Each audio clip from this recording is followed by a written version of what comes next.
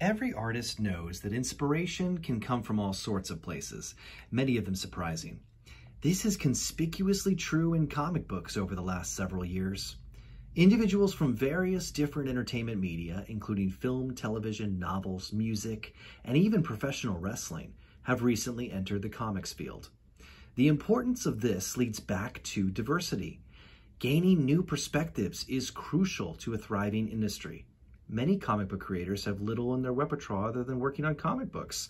This isn't necessarily a bad thing in and of itself, but given enough time, it will begin to feed on itself and drag down the entertainment value of comic books. Writers or artists who have worked in film or television or whatever else bring with them a different tool palette than most career comics creators, and can approach familiar concepts from a different angle and create an entirely new twist on things. Even if they're not working on previously established material, creators from outside the core comics community can breathe new life into the medium itself.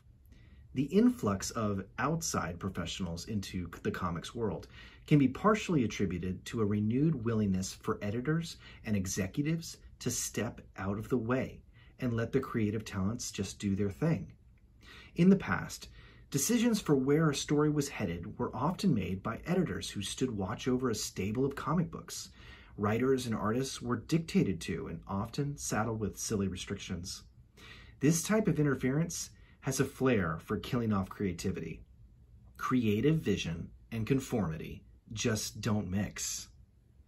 As a result, talented writers from other media have approached comic book companies to ask questions like, "Hey, can I write Aquaman for a while? I've got some great ideas," only to be told, "Sure, but here's a list of things we won't let you do and how we want you to write the story." And off the writer goes back to his probably more lucrative day job. This kind of meddling played no small role in the speculation boom, as writers were told to stretch stories out if sales were up, and artists were given assignments they weren't suited for, simply because they were the next big thing.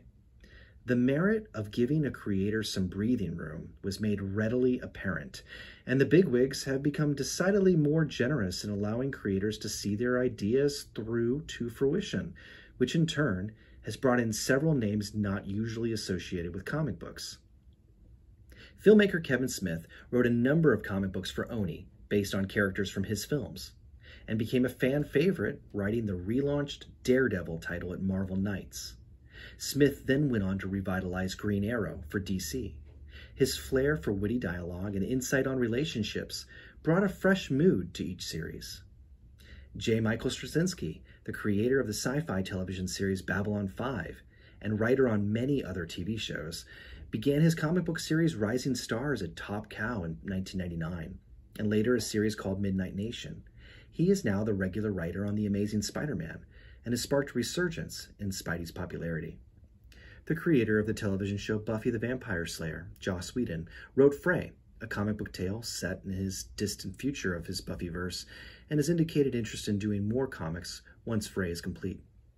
Crime novelist Greg Rucka broke into comics with his thrilling miniseries Whiteout and its espionage spin-off Queen and Country. The success of these gained Rucka writing stints on Detective Comics, Elektra, Black Widow, Wonder Woman, and Wolverine, bringing elements of mystery and suspense to each.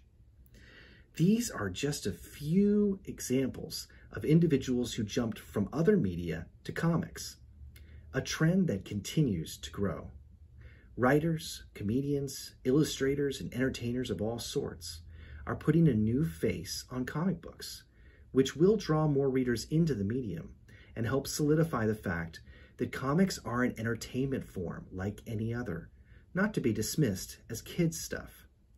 It's quite common for creators to use comic books as a springboard to other media, but the flow of talent in the other direction has never been as widespread as it is today.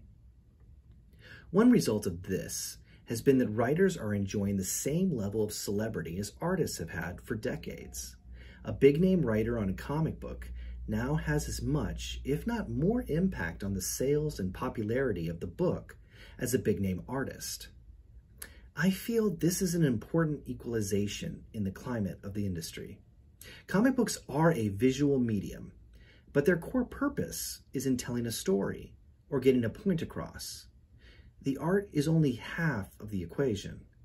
If the comic book form is to keep moving forward and gain credibility, the role of the writer must be given due recognition.